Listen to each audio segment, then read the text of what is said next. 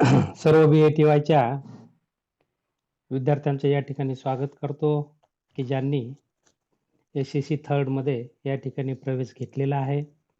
विद्यार्थी मित्र हो,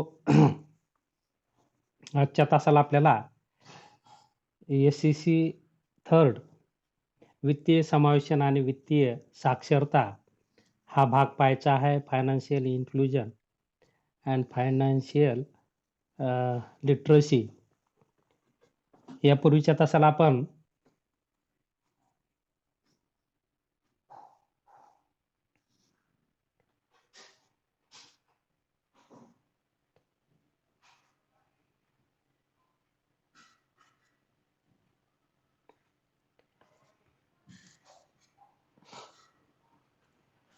एक मिनिट हा, रेकॉर्डिंग कुठे गेला?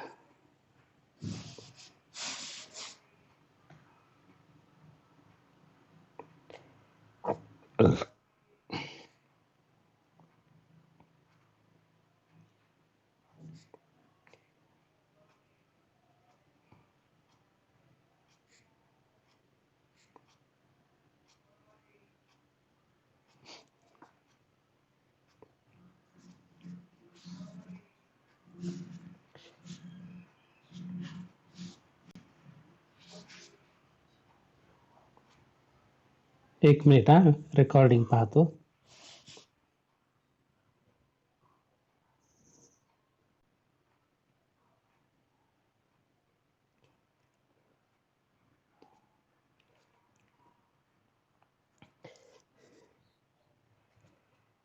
सेमिस्टर 5 मधील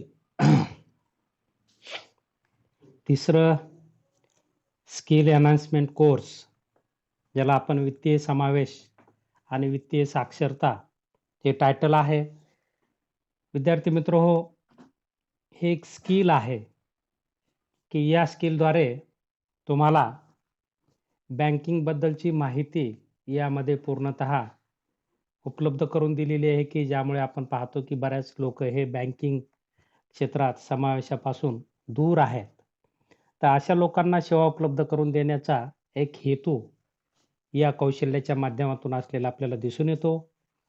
त्यामुळे आपणास अशा प्रकारचं स्किल घेऊन एक रोजगार उपयुक्त अशा प्रकारचं ज्ञान तुम्हाला या ठिकाणी प्राप्त होईल, ही अपेक्षा किंवा हा उद्देश मुख्य या कोर्स मागे असलेला आपल्याला दिसून येतो.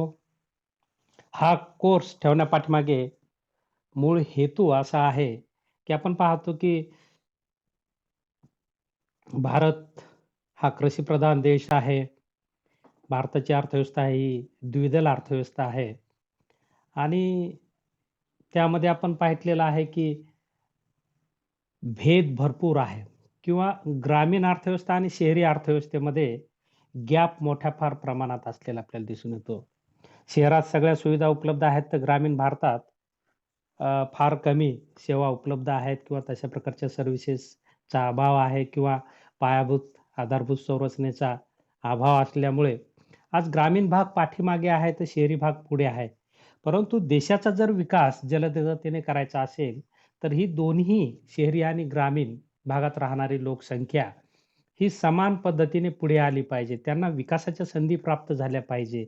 त्यांना यामध्ये समाविष्ट करून घेतलं पाहिजे. हा मुख्य हेतू किंवा तशा प्रकारचा त्यांचा सर्वांचा हक्क असतो. आपण पाहतो की प्रत्येकाला हक्क आहे स्वतःच्या व्यक्तिमत्व विकासाचा किंवा तशा प्रकारे त्यानुसार आपण पाहतो की शासनाने तशा प्रकारच्या त्यांना संधी उपलब्ध करून देणे हेही शासनाचं कर्तव्य आहे. आणि आज आपण पाहतो की की जग एवढ्या पुढे जाऊनही आज बरेच लोक भारतामध्ये या सुधारण्याच्या किंवा आधुनिक तंत्रज्ञानाच्या किंवा बँकिंग क्षेत्राच्या बाहेर आहेत. त्याचं मूळ कारण आपल्याला या ठिकाणी सांगता येईल की भारतामध्ये असलेलं दारिद्र्य, बेकारी, जास्तीत जास्त आपण पाहतो की कृषीवर आधारित लोकसंख्या आहे. त्यामध्ये छुपी बेकारी आहे. त्यांची उत्पादकता त्या ठिकाणी शून्य असते. त्याचबरोबर ग्रामीण कर्जबाजारीपणा, विशेषतः असंघटित क्षेत्राकडून मोठ्या फार प्रमाणात ग्रामीण भागात कर्जपुरवठा आजही होतो आणि त्यामुळे एक गुलामगिरीच्या अवस्थेमध्ये किंवा मागासलेल्या अवस्थेमध्ये ग्रामीण भागात बरेच लोक आजही आज आपण पाहतो की राहत असलेले दिसून येतात. साधारणपणे आजही बँकिंग सिस्टम आपण पाहतो की 50% लोकांपर्यंतच पोहोचलेली आहे ग्रामीण भागामध्ये. तर आणखी 50% लोक बँकेच्या बाहेर होते आणि म्हणून आपण पाहतो की अ, देशाचा जर विकास करायचा असेल, देशातील म्हणजे मानव विकास करायचा असेल, आपण पाहतो की सर्वांना संधी उपलब्ध झाली पाहिजे आणि बँका ह्या विकासाच्या वाहिन्या असतात. ज्या देशात बँकांची संख्या जास्त किंवा बँकिंग व्यवहार जास्त, त्या देशाचा विकास जास्त किंवा तशा प्रकारची अनुकूल स्थिती त्या ठिकाणी निर्माण होते. कारण आपण पाहतो, की बँकिंग चा जेवढा वापर करू आपण, तेवढं सुरक्षित लाईफ या ठिकाणी होतं. ते बँकेचा वापर करणे म्हणजे इन्कम सोर्स बी आहे आणि सोयी-सवलती घेणे, असा दुहेरी लाभ आपण पाहतो, की बँकेच्या माध्यमातून झालेला आपल्याला दिसून येतो आणि म्हणून ग्रामीण भागात असो की शहरी भागातले असो, जे दुर्बल घटक आहेत, मागासलेल्या जाती आहेत, ज्यांचं उत्पन्न फार कमी आहे, ज्यांना आतापर्यंत कुठल्याही सुविधा बँकिंग सुविधेमध्ये त्या बँकिंग क्षेत्र म्हणजे कुठल्याही बँकेत त्यांनी खातं ओपन केलेलं नाही. अशांसाठी विशेषतः वित्तीय समावेशन अशा प्रकारचं एक प्रोग्राम आपण पाहतो, की सुरुवातीपासून 2000 पासून भारतामध्ये राबवला जातो. परंतु 2014च्या आपण पाहतो की भारताचे पंतप्रधान आदरणीय नरेंद्रजी मोदी साहेबांनी आपण पाहतो की जनधन योजनेच्या माध्यमातून अ, शून्य खर्चामध्ये किंवा शून्य डिपॉझिटमध्ये या ठिकाणी बँकेचं खातं ओपन करून देण्याचा अधिकार किंवा तशा प्रकारचं आपण पाहतो की बँकांना आदेश दिले की ह्या लोकांची जे दारिद्र्यरेषेखालील आहेत, दुर्बल घटक आहेत, जे गरीब आहेत, ज्यांचं उत्पन्न फार कमी आहे. आजपर्यंत ते बँकेपासून दूर राहिलेले आहेत, की अशा लोकांचा बँकिंग क्षेत्रामध्ये सहभाग करून घेणे, हा मुख्य उद्देश या वित्तीय समावेशांचा असलेला आपल्याला दिसून येतो. आपण पाहतो की ग्रामीण भागात बँकिंग विस्ताराला मर्यादा आल्या किंवा विस्तार झाला नाही. विस्तार व्हावा म्हणून भारतामध्ये बँकांचं राष्ट्रीयकरण करण्यात आलं.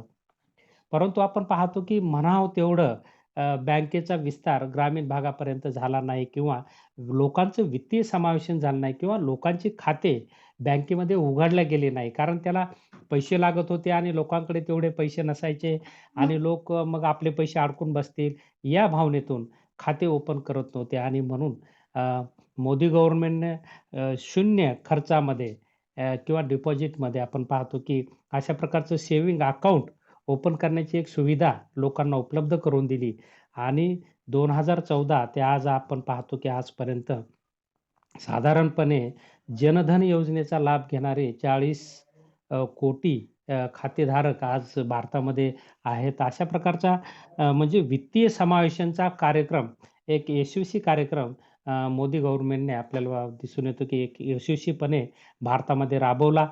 अ, लोकांचा बँकांतील सहभाग आणि बँकांचा विकासातील सहभाग याचा पॉझिटिव्ह संबंध असलेला आपल्याला दिसून येतो. आपण पाहतो की ग्रामीण भागात लोकांकडे पैसा असतो, परंतु भीतीने किंवा त्यांचा संपर्क नसतो म्हणून ते पैसा घरातच ठेवतात आणि मग कोणीतरी त्याची चोरी करतं किंवा मग तो पैसा तसाच पडून राहतो. आपण पाहतो की हाच पैसा जिथे लपून ठेवलेला असेल किंवा लोकांनी भीतीने आपल्या घरात दडवून ठेवलेला असेल किंवा तो अ, अज्ञानामुळे म्हणा घरात ठेवला असेल, तर हा पैसा जर बँकेत आला बचतीच्या माध्यमातून, आपण पाहतो की देशाची बचत वाढेल आणि देशाच्या बचतीवर देशातील गुंतवणूक अवलंबून असते आणि देशातील गुंतवणुकीवर देशातील नैसर्गिक साधनांचा उपयोग अवलंबून असतो. या गुंतवणुकीमुळे देशात रोजगार निर्मिती होते आणि बेकार मुलांना काम मिळतं आणि म्हणून आपण पाहतो की रोजगार निर्मिती झाली की लोकांचं उत्पन्न वाढतं आणि उत्पन्न वाढलं की आपण पाहतो की विकास होत असतो. अशा प्रकारचा हा उत्पन्नाचा चक्रीय प्रवाह असतो अर्थव्यवस्थेमध्ये आणि म्हणून बचत लोकांकडील पैसा हा बँकेत आला पाहिजे किंवा बँकेतील पैसा कर्जरूपात लोकांकडे गेला पाहिजे. अशा प्रकारची दुहेरी देवाण-घेवाण या ठिकाणी झाली पाहिजे. दुहेरी देवाण-घेवाण झाली पाहिजे आणि म्हणून आपण पाहतो की याचं खूप महत्त्वाचं स्थान वित्तीय समावेशांचं आहे. मला चांगलं आठवतं की जेव्हा इसवी सन 2000 पर्यंत आमच्या गावामध्ये साधारणपणे अ, फार तर 9-10 लोकांची बँकेत खाते असतील. इसवी सन 2000 पर्यंत. पहा भारताला स्वातंत्र्य केव्हा मिळालं? 47ला स्वातंत्र्य मिळालं आणि इसवी सनाच्या 2000 पर्यंत आमच्या गावात साधारणपणे एक 10 ते 15 लोकांची खाती असतील. एवढ्याच लोकांची बँकेमध्ये खाती होती. कारण बँक गावापासून एक 10 किलोमीटरवर होती आणि लोकांचं फार काही उत्पन्न नव्हतं आणि लोक जे काही थोडंफार उत्पन्न आलं ते स्वतःजवळच बाळगायचे. आणि आपण पाहितलं की स्वतःजवळ ठेवलेला पैसा हा निरुपयोगी असतो. त्याचा उपयोग झाला पाहिजे. अर्थव्यवस्थेत पैसा जेवढा फिरेल एकाच्या हातातून दुसऱ्याच्या हातात, दुसऱ्याच्या तिसऱ्याच्या हातात, तिसऱ्याकडून चौथ्याच्या हातात, एवढी गती, पैशाची गती जेवढी वाढेल, तेवढं विकासाला पूरक वातावरण निर्माण होत असतं. आणि म्हणून घरातला पैसा बँकेत आला पाहिजे आणि बँकेतला पैसा लोकांना कर्ज रूपात गेला पाहिजे. अशा प्रकारची दुहेरी भूमिका ही वित्तीय समावेशांची असते किंवा बँकेची असते आणि म्हणून बँकेचा वापर जेवढा कराल, तेवढा विकासाला पूरक. मग व्यक्ती विकास असेल, कुटुंब विकास असेल, गाव विकास असेल, राज्य विकास असेल, देश विकास असेल. आपण पाहतो की ह्या विकासाच्या वाहिन्या बँका असतात आणि म्हणून अशा प्रकारे लोकांचं वित्तीय समावेशन करणे, जे की अ, देशातील मोठ्या वंचित व अल्प उत्पन्न गटातील जनतेला कमी खर्चात बँकिंग सेवा उपलब्ध करून देणे. बँकिंग सेवा एक प्रमुख सार्वजनिक वस्तू, पब्लिक गुड्स ज्याला आपण म्हणतो आहे. त्यामुळे बँकिंग व पेमेंट सेवा देशातील सर्व जनतेला भेदभावविना उपलब्ध करून देणे, हे सार्वजनिक धोरणाचे एक प्रमुख उद्दिष्ट असलेलं आपल्याला दिसून येतं.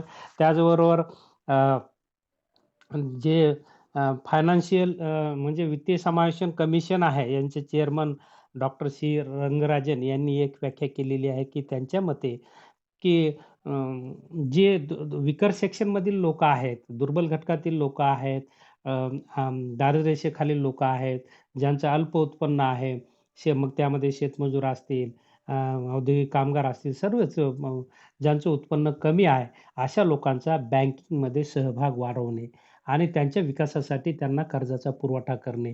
त्यांच्याकडील असलेला पैसा बचतीच्या माध्यमातून बँकेत ठेवणे व त्यांना गरज असेल तेव्हा बँकेचे लाभ त्यांना मिळवून देणे किंवा सरकारी योजनांचा या खात्याच्या माध्यमातून लाभ मिळवून देणे, अशा प्रकारचा हेतू या ठिकाणी त्यांनी ठेवून अशा प्रकारे वित्तीय समावेशांची एक व्याख्या किंवा अर्थ त्यांनी सांगितलेला आहे, की विशेषतः आपण पाहतो, की ज्यांच्याकडे पैसा आहे ते लोकं तर बँकेत स्वतः येऊन खातं उघडतात. परंतु जे लोक आपण पाहतो, की अज्ञानी आहेत, निरक्षर आहेत, त्यांना या क्षेत्राबद्दलची फार माहिती नसते किंवा आपल्या गावात बँक नसल्यामुळे ते लोकं शांतच राहतात आणि घरात पैसा पडून राहतो. मग किंवा काहींना सरकारी लाभ मिळत नाहीत. आपण पाहतो, की म्हणजे केवळ जवळचा पैसाच बँकेत ठेवला म्हणजे फायदा होतो असं नाही. आपण पाहतो, की आज सर्व ज्या कल्याणकारी योजना आहेत, सरकारच्या सगळे लाभ आपण पाहतो, की आता सगळे ऑनलाईन झालेले आहेत. डायरेक्ट लाभार्थ्याच्या खात्यामध्ये आता तशा प्रकारचे अनुदान जमा होत आहेत किंवा कर्ज जमा होत आहेत आणि म्हणून सगळं गव्हर्नमेंटच्या सेवा घेण्यासाठी सुद्धा बँकेमध्ये खातं असणं खूप महत्त्वाचं आहे आणि म्हणून आपण पाहतो की या सर्व्हिसेसमुळे व्यक्ती विकासाला, कुटुंब विकासाला संधी प्राप्त होते आणि म्हणून एक तर ज्यांच्याकडे पैसा आहे त्यांचा बँकेत बचतीच्या स्वरूपात पैसा आणणे आणि हाही उद्देश आहे आणि दुसरा उद्देश जे दुर्बल घटक ज्यांच्याकडे पैसा नाही, अशा लोकांचं शून्य पैशामध्ये बँकेत बचत खातं उघडणे आणि त्यांना बँकिंग सुविधांचा लाभ उपलब्ध करून देणे, सरकारच्या सोयी-सुविधांचा लाभ त्या खात्यामार्फत उपलब्ध करून देणे आणि त्यांना विकासाची संधी प्राप्त करून देणे, असा मूळ हेतू किंवा अशा प्रकारचा अर्थ वित्तीय समावेशांचा असलेला आपल्याला दिसून येतो. आता वित्तीय समावेशांमध्ये काय असतं आपण पाहूया, की आपण पाहतो की बँकेत खातं उघडलं की आपण पाहतो की शासनाने, मोदी गव्हर्नमेंटने या खात्याला 2 आपण पाहतो की ज्यांचं बँकेमध्ये सेव्हिंग अकाउंट आहे, त्या सर्वांसाठी आपण पाहतो की मोदी गव्हर्नमेंटने 2 विमा योजना अटॅच केलेल्या आहेत. एक विमा योजना म्हणजे ज्यामध्ये आपण पाहतो की अ, प्रधानमंत्री सुरक्षा विमा योजना दरवर्षी आपण पाहतो, की फक्त मंथली ₹1 आपल्याला हप्ता असलेला दिसून येतो. वर्षाचे ₹12 हप्ता आणि विमाधारकाचा अपघाती मृत्यू जर झाला किंवा अपंगत्व आलं, तर ₹2,00,000 या खात्याला मिळतात. पहा, शून्य बजेटमध्ये खाते ओपन करणे आणि त्यांना विमा, सरकारी योजनांचा लाभ प्राप्त. पहिली योजना या ठिकाणी आपण पाहतो, की इन्शुरन्स की विम्याच्या माध्यमातून लोकांना एक त्यांचं जीवन आर्थिक स्थैर्य निर्माण करण्यास, जीवनात आर्थिक स्थैर्य येण्यासाठी आपण पाहतो, की कुटुंबातला कर्ता व्यक्ती गेला तर कुटुंब रस्त्यावर येतं आणि त्यांचा विमा वगैरे नसेल तर आपण पाहतो, की कुटुंब हे अडचणीत सापडतं. मग अशा प्रकारे कुटुंबावर वेळ येऊ नये म्हणून मोदी गव्हर्नमेंटने आपण पाहतो की 2014 मध्ये प्रधानमंत्री सुरक्षा बिमा योजना ही आपण पाहतो की केवळ वार्षिक ₹12 हप्त्यामध्ये आणि हाही हप्ता ऑटो भरला जातो. आपण पाहतो की त्या ठिकाणी अकाउंट होल्डरला यायची गरज नाही. ऑटोमॅटिक आपलं त्याच्या खात्यातून ते पैसे डिडक्ट होत असतात. त्यानंतर दुसरी एक योजना त्यांनी आणलेली प्रधानमंत्री जीवन ज्योती विमा योजना. ही ₹330 वर्षाचा हिचा हप्ता आहे. आपण पाहतो की ₹330 मध्ये 2,00,000चा या ठिकाणी विमा या ठिकाणी दिलेला आहे, की मृत्यू जर झाला त्या होल्डरचा, अकाउंट होल्डरचा, तर तो 2,00,000 असे 4,00,000 विमा या ठिकाणी इन्शुरन्स याला जोडलेला आहे. सगळ्या खात्याला ज्यांचे बँकेमध्ये सेव्हिंग खाते आहेत, त्या सर्वांना या विमा योजनांचा लाभ कुठे एका ठिकाणी, एका खात्याला एकाच ठिकाणी. तुमचे जर 4 खाते असतील तर 4 वेळा घेता येत नाही. एकदाच लाभ घेता येतो. अशा प्रकारे इन्शुरन्समध्येही त्यांचं समावेशन या ठिकाणी करून घेणे हा मुख्य हेतू या वित्तीय समावेशांचा असलेला आपल्याला दिसून येतो. साधारणपणे आपण पाहतो, की बँकेमध्ये काय-काय असतं, की आपण पाहतो, की बँकेत जर खातं ओपन केलं, तर बरेच लोक आपण पाहतो, की रिटायरमेंट नंतरचा पैसा त्या ठिकाणी जमा करतात किंवा त्या माध्यमातून पेन्शन त्यांना दिल्या जाते. त्याचबरोबर त्यांच्याकडे जी थोडीफार मायापुंजी असते, ती त्यांना बचतीच्या माध्यमातून बँकेत ठेवता येते आणि ती सुरक्षित ठेवता येते आणि त्यावर व्याज देखील मिळतं आणि म्हणून एक उत्पन्नाचाही मार्ग घरात पैसे ठेवून ते वाढत नाहीत. बँकेत जर पैसे ठेवले तर व्याजाच्या स्वरूपात ते आपल्याला उत्पन्न देतात आणि म्हणून बँकेचा लाभ घेणे म्हणजे विकासाला किंवा उत्पन्नात वाढ करून घेणे असं आपल्याला म्हणता येईल. त्यानंतर इन्शुरन्स आपण पाहतो की अशा प्रकारचे इन्शुरन्सचे लाभ त्या ठिकाणी होत असतात, की शासनाने अशा प्रकारचे कमी पैशामध्ये आता तुम्ही एल-आय-सीचा जर इन्शुरन्स काढायला गेला ₹1,00,000 चा तर की पर इयर तुम्हाला साधारणपणे ₹7,000 हप्ता भरावा लागतो. शासनाने 1,00,000 साठी एल-आय-सीचा 7,000 हप्ता.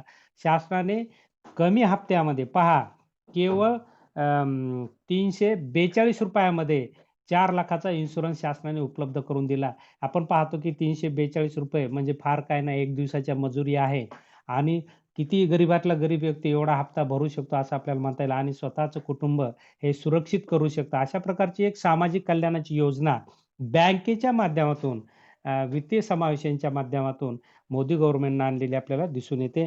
त्याचबरोबर त्यानंतर आपण पाहतो की क्रेडिटच्या माध्यमातून पतसुद्धा बँकांमधून आपण पाहतो की बँकेत जर खाता असेल तर क्रेडिटच्या माध्यमातून बरेच बेनिफिट होतात, की आपण पाहतो की आपण ज्या अशा काही संस्था असतात जसं की शेअर मार्केटचा आपण त्यामधून लाभ घेऊ शकतो. बरोबर आहे. शेअर्स खरेदी करून आपलं उत्पन्न वाढवू शकतो. त्यानंतर आपण पाहतो की आपल्याला लोन आवश्यक असेल तर लोनसुद्धा आपल्याला बँक देत असते आणि म्हणून लोन जर घ्यायचं असेल तर खातेधारक हा बँकेचा सभासद पाहिजे आणि म्हणून बँकेत जर खातं उघडलं तर आपल्याला लोन मिळतं. त्याचबरोबर आपल्याला घर नसेल तर घर बांधण्यासाठी सुद्धा बँक लोन देते. लोनचे अनेक प्रकार आहेत. आपण पाहिलं की म्हणजे दैनंदिन उपभोग खर्चासाठी क्रॉप लोन असेल किंवा व्यापारासाठी कर्ज असेल, उद्योगासाठी कर्ज असेल, त्याचबरोबर घर बांधणीसाठी कर्ज असेल, हे असे वेगवेगळे कर्जाचे प्रकार या ठिकाणी असलेले आपल्याला दिसून येतात, की त्या माध्यमातून शासन किंवा बँकेचा लाभ होत असतो. त्याचबरोबर आपण पाहतो, की उपभोग कर्ज देखील मिळत असतं. जसं की तुम्हाला टीव्ही घ्यायचा असेल, एखादी मोठी वस्तू घ्यायची असेल, तर त्यासाठी सुद्धा बँकेकडून कर्जपुरवठा होत असतो. एकंदरीत व्यक्तीचं जीवनमान उंचावण्यासाठी ज्या गोष्टी आवश्यक असतात, त्या सर्व योजना, सरकारी योजनांचे लाभ आपल्याला या बँकेच्या माध्यमातून खातं जर उघडलं तर आपल्याला येथे सगळे फायदे होऊ शकतात, असं आपल्याला म्हणता येईल. त्याचबरोबर बँकेत खातं ओपन केलं तुम्ही, तर तुम्हाला उत्पन्न वाढतं, तुमच्या संपत्तीत वाढ होते. की जसं की तुम्ही सेव्हिंग केली, बचत केली, तर बचतीवर व्याज मिळतं. त्याचबरोबर तुम्ही शेअर्स मार्केटमध्ये गुंतवणूक केली, तर त्याचेही तुम्हाला लाभांश मिळतो. त्याचबरोबर तुम्हाला इतरही यामध्ये आपण पाहतो की अ, बऱ्याच योजना अशा असतात की तिथे पैसा शासनाचे कर्जरोखे असतील, वेगवेगळ्या माध्यमातून वेगवेगळ्या स्कीममध्ये जर पैसा तुम्ही गुंतवला, तर तुम्हाला बँकेच्या व्याजदरापेक्षाही जास्त लाभांश मिळण्याची त्यामध्ये शक्यता असते. अशा प्रकारे एक संपत्ती निर्माण करण्याचं साधन सुद्धा बँक होऊ शकतं आणि म्हणून हे सगळे बेनिफिट्स केव्हा होतील? जेव्हा बँकेत खातं उघडलं जाईल तेव्हा, त्यांचं वित्तीय समावेशन होईल तेव्हा आणि म्हणून गरीब लोकांना विकासाच्या संधी निर्माण करायच्या असतील, तर त्यांना बँकेमध्ये येऊन त्यांनी खातं उघडलं पाहिजे. खातं उघडायला कुठलेही पैसे लागत नाहीत. उलट शासकीय योजनांचा लाभ ऑटोमॅटिक त्या ठिकाणी लाभार्थ्यांना होत असतो आणि म्हणून एक सुरक्षित मार्ग असलेला हा दिसून येतो, की सामाजिक कल्याणाचा एक सुरक्षित मार्ग ज्याची की तुमच्या योजना दुसऱ्या कोणालाही जात नाहीत आणि आपण पाहतो की खातं जर नसेल तर सगळ्या अडचणी येतात आणि म्हणून वित्तीय समावेशनला शासनाने आपण पाहतो की सर्वात महत्त्वाचं स्थान दिलेलं आहे, की यापूर्वी आपण पाहतो की लोकांचे बँकेत खाते नव्हते आणि म्हणून परस्पर कोणीही त्यांचे पैसे उचलून घेऊन जायचे आणि परस्पर लाभार्थी दुसरीकडेच आणि त्यांचे पैसे दुसरेच लोकं खर्च करून जायचे. परंतु आता अशी स्थिती येणार नाही. वित्तीय समावेशामुळे आपण पाहतो की साधारणपणे 40 ते 42 कोटी लोकांचे, गरीब लोकांचे खाते आता बँकेत उघडले गेलेले आहेत. सरकारच्या सगळ्या योजना या आपण पाहतो की या खात्याला जोडलेल्या आहेत आणि त्यामुळे डायरेक्ट आपण पाहतो की शासनाचा पैसा हा लाभार्थ्यांच्या खात्यावर जसं की रोजगार हमी योजनेचा पेमेंट असेल, त्यानंतर आपण वेगवेगळ्या ज्या सरकारी योजना आहेत, त्या सगळ्या सरकारी योजनांचं आपलं इन्शुरन्ससुद्धा आता आपल्याला लाभ म्हणजे होत आहे. तर तो सगळा ऑटोमॅटिक आपण पाहतो की अकाउंटवर जमा होत आहे आणि म्हणून सरकारी योजना किंवा कुठलाही लाभांश घ्यायचा असेल, तर खातं हे असणं आवश्यक आहे आणि त्यातून आपण पाहतो की एकतर बँकेमध्ये आपली संपत्ती ठेवता येते आणि ठेवल्यामुळे आपल्याला बँकेतून उत्पन्नही देखील आता असा दुहेरी मार्ग उत्पन्न वाढीचे अनेक मार्ग बँकेच्या माध्यमातून आपल्याला करता येतात. आणि त्यामुळे आपल्या देशातील दारिद्र्य, बेकारी, गरिबी, आर्थिक विषमता ही कमी करता येते असं आपल्याला म्हणता येईल. या ठिकाणी दुसरा मुद्दा दिलेला आहे, की वित्तीय समावेशाची सद्यस्थिती. वित्तीय समावेशन सरकारने व रिझर्व्ह बँकेने पूर्वीपासूनच विविध अंगी प्रयत्न केलेले आहेत. बँकांचे राष्ट्रीयकरण, शाखा विस्तार, सहकारी संस्था, प्रादेशिक ग्रामीण बँकांची स्थापना, अग्रक्रम क्षेत्र कर्ज पुरवठा, अग्रणी बँक योजना, स्वयंसहायता बचत गट या इत्यादींच्या माध्यमातून आपण पाहतो की शासन अ, हे वित्तीय समावेशन करत असतं. ग्रामीण भागात ग्रामीण बँका आहेत, सहकारी बँका आहेत, राष्ट्रीयकृत बँका आहेत, यांच्या शाखा आहेत आणि या शाखांच्या माध्यमातून गरीब लोकांचे, दुर्बल घटकातील लोकांचे खाते ओपन करणे आणि त्यांना सरकारी योजनांचा किंवा अशा प्रकारचा लाभ उपलब्ध करून देण्याचं कार्य वित्तीय समावेशनमध्ये होत असतं.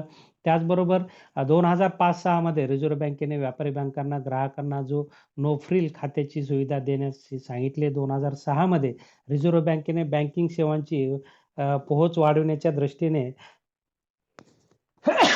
व्यापारी बँकांना बिझनेस फॅसिलिटेटर आणि बिझनेस करस्पॉन्डंट मॉडेलचा वापर करण्याची संमती दिलेली आहे. 2011च्या जनगणनेनुसार देशातील 24.37 कोटी कुटुंबापैकी 14.48 कोटी म्हणजे 58.7% कुटुंबांना बँकिंग सेवा उपलब्ध होत्या.